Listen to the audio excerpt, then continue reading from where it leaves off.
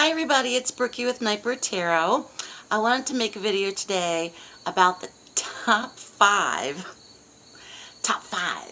back with my top five questions not to ask a tarot reader or not to ask the tarot. This is all coming from my experience as a reader, questions that I've been asked over a period of time. And I actually have a link on my website, which I'll put in the description box below, of the questions that I don't read for. So I hope this is enjoyable and fun and helpful, especially to other tarot readers who may be watching. I know there's a lot of videos on YouTube about questions to ask the tarot and questions to not ask the tarot, but this is my take. This is my Brookie's take on the top five questions not to ask the tarot or a tarot reader. Tarot, it's all the same. Potato, potato. Anyway, top five questions not to ask the tarot. Number one, what are my winning lottery numbers? If I could give you that answer, I would not be speaking on this video right now. I would be in my villa somewhere on the island of Mykonos in Greece, and I would not be doing this video. Number two, when will I die? When will I die? I really believe that that is predestined, that is preordained by God. Leave it up to the higher source, leave it up to higher power, whatever you want to call it. I really think that's a part of each and all of us in our life path. I have been asked that question, when will I die? I don't know. And do I really want to give you an answer? No, I don't want that responsibility on my shoulders. Number three, and this is one that's asked quite frequently. When will I get married or pregnant? I'll just put both of those in the same question. When will I get married or when will I get pregnant? Well, that once again I think is not only preordained or predestined for many, but that's also a very personal decision and a personal choice on your life path. Okay?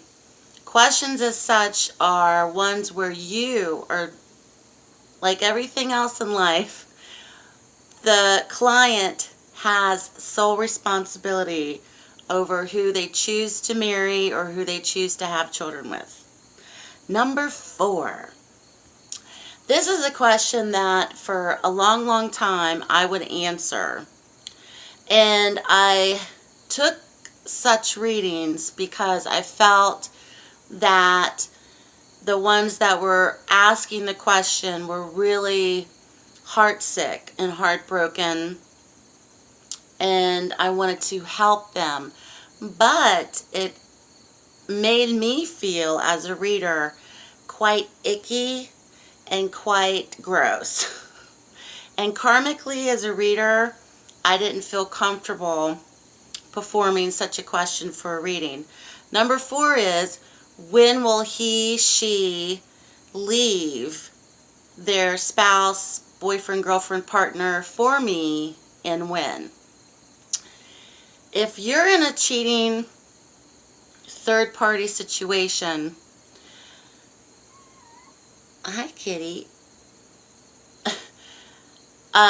morally and ethically you have to kind of stop yourself, because those are situations, especially if there are children involved, is a hard question to ask. I don't like to perform that type of reading, and I think that's a question where it's involving third parties, and it's involving other people that have no idea that you're even reading about their lives. So I would approach it as, how would you feel if someone was asking that question about you?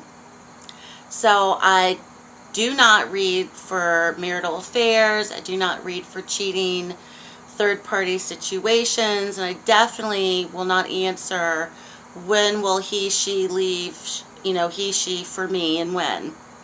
So in my book, my tarot reader book, that's a big no. Number 5. Number 5 is, and I don't have a lot of experience with this, I know many readers do these type of readings, but the number 5 question is, what was I in my past life? I'm a big believer in reincarnation. I'm very interested in past life readings, past life regression, past life hypnosis, all that stuff, but I don't have experience myself. So I don't read any kind of past life reading. That's just me, because I don't have any experience in that, okay? So those are my top 5 questions that I don't read for. What are my winning lottery numbers?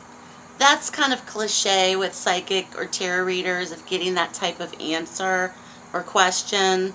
When will I die? I mean, that's pretty much a question that you have to ask yourself if you feel confident enough, or morally confident, or feel as if you're willing to answer such a question for someone.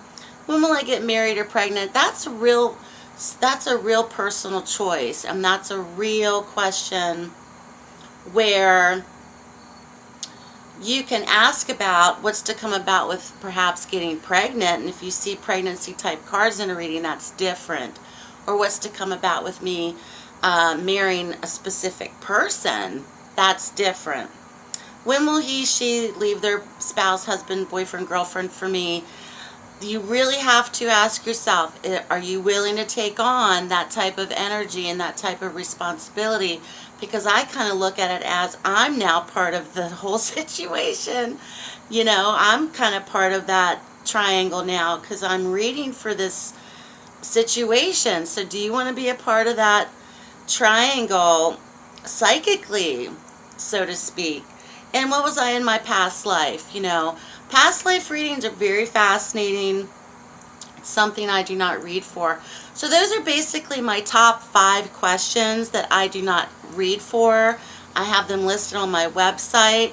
And as a tarot reader or a psychic reader, I think it's very important for you to be very specific about what questions you're willing to read for, as well as what questions you feel most comfortable reading for or most comfortable with.